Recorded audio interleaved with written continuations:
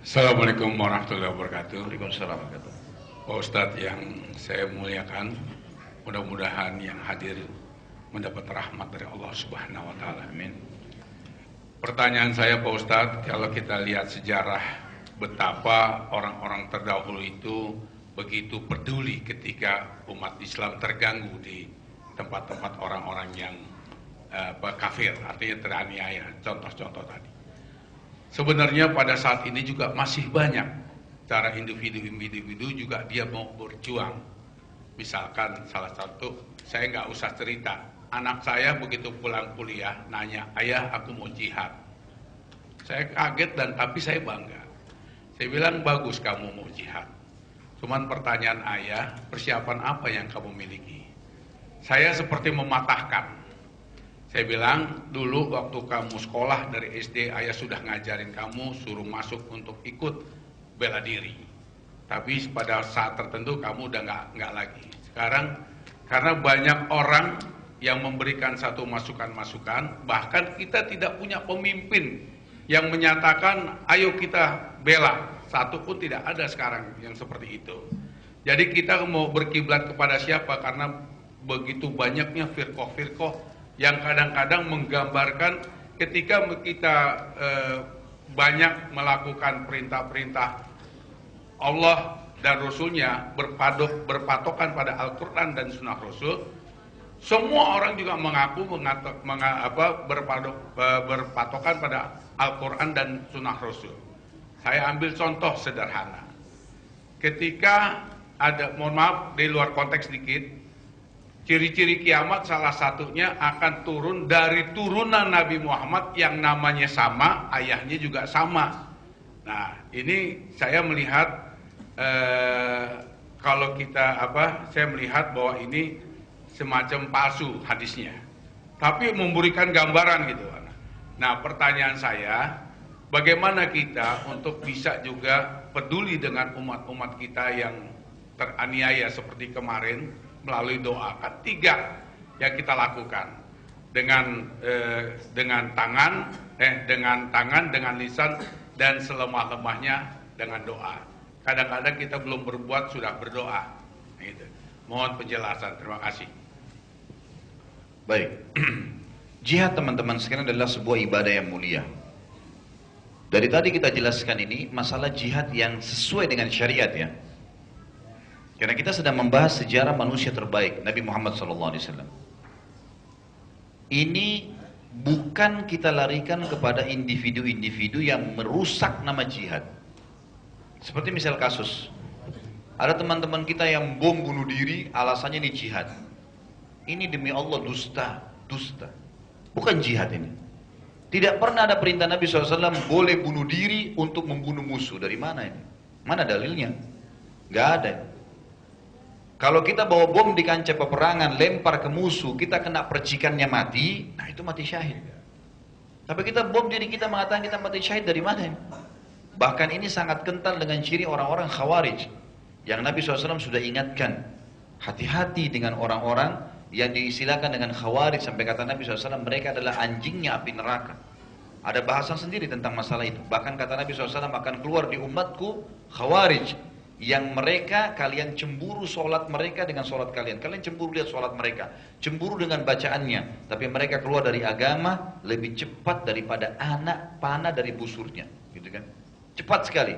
Cirinya Nabi SAW sebutkan, mereka adalah sufahaul ahlam.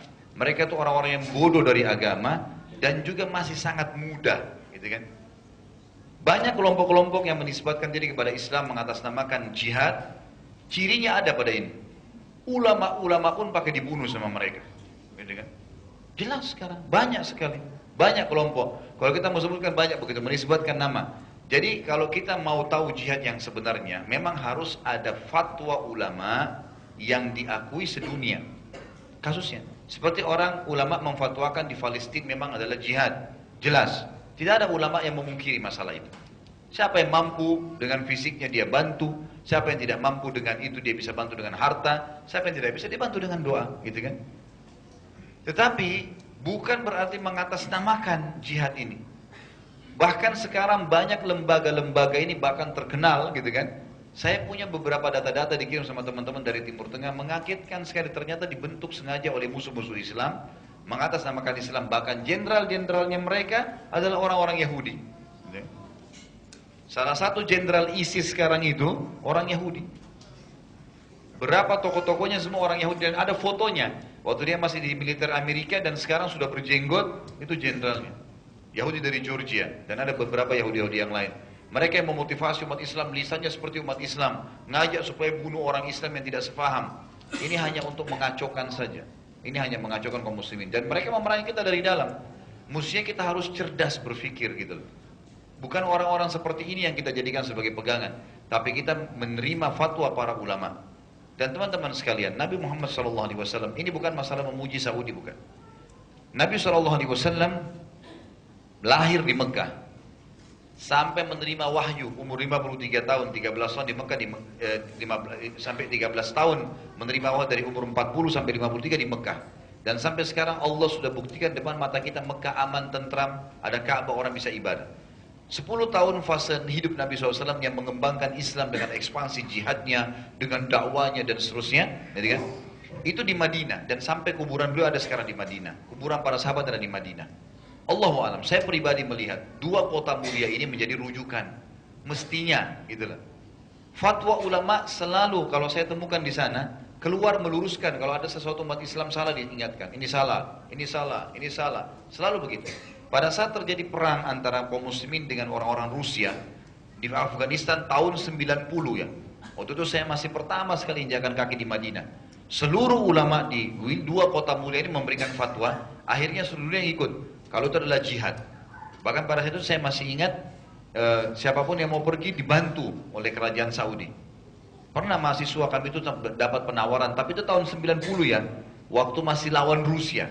Saya tidak bicara di atas tahun 93 yang sudah fitnah antara kaum muslimin terjadi di situ. Setelah Rusia keluar, ini pada saat itu.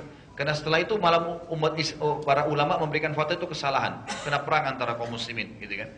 Tapi ini sebelumnya, itu ada contoh. Artinya saya mau sampaikan teman-teman sekalian, kalaupun mau jihad, maka kita paling pertama fahami dulu hukum-hukum jihad itu, belajar dari para ulama-ulama kita apa itu jihad, fadilahnya, hukum-hukumnya, gitu kan.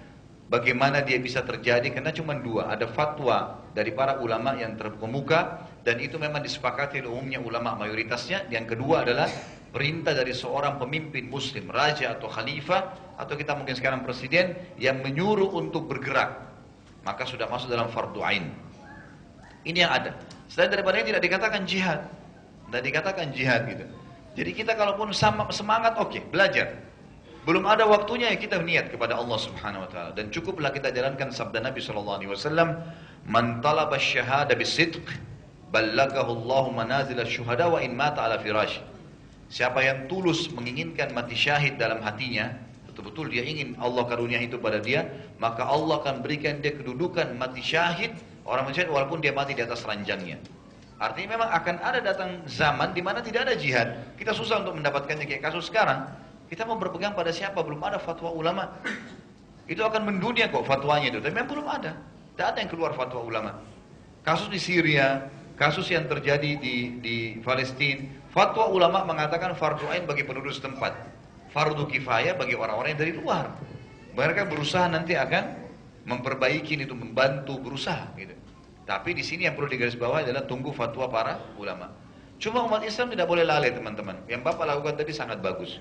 Anak disuruh belajar bela diri, wajar. Allah mengatakan dalam Al-Quran, A'udzubillahi minasyaitonir rajim, wa'iddu lahum mastata'tum min quwwah. Ya, Allah mengatakan persiapkan dari apa yang kalian mampu. Keterampilan bela diri, memanah, apa saja yang kita bisa lakukan, yang kita tahu, wajar kok itu, gitu kan? Wajar saja. Kita mengenal, oh jenis-jenis senjata yang dipakai dalam peperangan sekarang, wajar sekali. Nabi SAW, tapi kita bukan buat kerepotan ya, bukan keributan sama sekali. Karena dalam Islam tidak boleh memberontak, haram.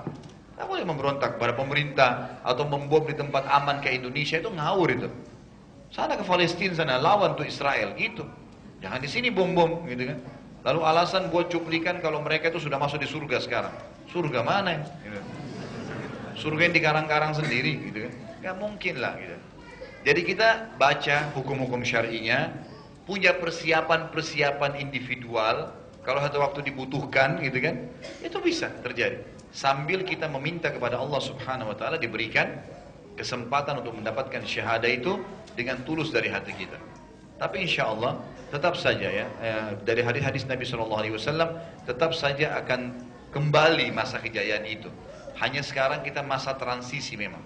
Dan saya melihat umat Islam ini sekitar 90 tahun lebih saja kita lalai dari agama kita. Sebelumnya kita masih kokoh, jadi kan sampai khilafah Utsmaniyah. Makanya tadi saya dari awal pertemuan saya ingatkan teman-teman, coba ikutin deh, ikutin si Jihad Turbani itu, coba lihat cuplikan-cuplikannya, maka nanti anda akan terbuka wacananya. Oh ternyata beginilah kiprah muslimin ya. Terutama sudah diterjemahkan serial Sultan Sulaiman Kanuni dengan ayahnya namanya Sultan Salim I. Luar biasa itu. Saya sampai netes air mata dengar ceritanya itu. Sampai Jihad Turbani juga waktu baca kisahnya, dia sampai waktu mau meninggal dia nangis. Dalam penyampaian dia coba tahan suaranya karena luar biasa kiprahnya. Yang umat Islam tidak tahu. Sampai bahasa sederhananya Jihad mengatakan, kalau seandainya bukan karena perilaku mereka ini, mungkin banyak kaum muslimin sekarang sudah menjadi pengembala babi-babi di wilayah kekuasaan orang-orang Kristen. Karena memang waktu itu dia menghadang betul-betul perang salib yang besar. Sampai waktu Sulaiman Kanuni mati teman-teman sekalian, itu seluruh gereja di Eropa pesta. Semua gereja pesta pada saat itu, ngerayakan. Dan mereka dengan terang-terangan mengatakan, sungguh kegembiraan yang paling besar bagi pasukan salib pada saat Sulaiman mati. Kiprahnya besar. Kalau saya ceritain panjang, kan itu. Maka Bapak Ibu bisa kembali dengarin di YouTube. Mudah-mudahan sudah diterjemahkan ke bahasa Indonesia bahasanya, gitu kan. Itu seperti itu, Allahu a'lam. Jadi seperti apa yang saya bahasakan tadi. Kemudian yang saya tanggapi juga gini Pak. Tadi Bapak bilang ada hadis Nabi yang berbunyi, akan datang akhir zaman orang yang sama nama saya dan sama nama ayah saya. Itu bukan hadis palsu Pak, itu hadis sahih. Itu tentang Imam Mahdi. Kata Nabi SAW, akan keluar di kota ini, di Madinah, seseorang dari keturunanku yang namanya seperti namaku, Muhammad. Dan nama ayahnya seperti nama ayahku, Abdullah. Dan keperawakannya, wajahnya, tubuhnya, kulitnya semua sama dengan aku. Tetapi akhlaknya tidak sama dengan akhlakku. Gitu kan? Karena tidak mungkin ada orang yang sama dengan akhlak Nabi SAW. Dalam hadis lain dikatakan, Allah akan mengubah dia menjadi orang yang baik dalam sehari semalam. Sehari semalam. Nah itu hadisnya adalah setelah Dajjal membuat kerusakan di muka bumi, maka barulah keluar si Mahdi ini dari Madinah. Dia keluar diikuti oleh 300 orang dari kota Madinah, lalu dibayar di Mekah, kemudian bentuk pasukan untuk menyerang ya, Dajjal yang sudah berkumpul di Babulut, sebuah wilayah di Israel sekarang, ya di Palestina. Kemudian di tengah jalan mereka akan mampir di Damaskus, dikata Nabi SAW, di sebuah masjid dikenal dengan Menara Putih. Dan pada saat itulah Isa alaihissalam akan turun sambil memegang sayap malaikat. Dan akhirnya Isa alaihissalam, kaum muslimin sudah tahu kalau itu zaman turunnya Isa, maka mereka akan mengatakan silakan, dipersilakan untuk jadi imam. Lalu Isa mengatakan imam dari kalian alaihissalam. Baru Mahdilah jadi imam pada saat itu. Kata Nabi Muhammad SAW dalam penutupan hadis, dialah termasuk manusia biasa yang di belakangnya Nabi sholat. Gitu. Lalu mereka bersama Nabi Isa dengan Mahdi ini bersama-sama menuju ke Palestina untuk menyerang pasukan Dajjal yang dipimpin pada saat itu oleh dia, yang diikuti oleh 70.000 orang Yahudi dari wilayah Khurasan ya, atau Iran sekarang gitu. Itu memang ada hadis sahih. Jadi kalau saya rentet itu akan panjang Pak ya. Bapak bisa ikutin ceramah saya di YouTube, ada ceramah tentang tanda-tanda hari kiamat. Itu panjang lebar saya jelaskan.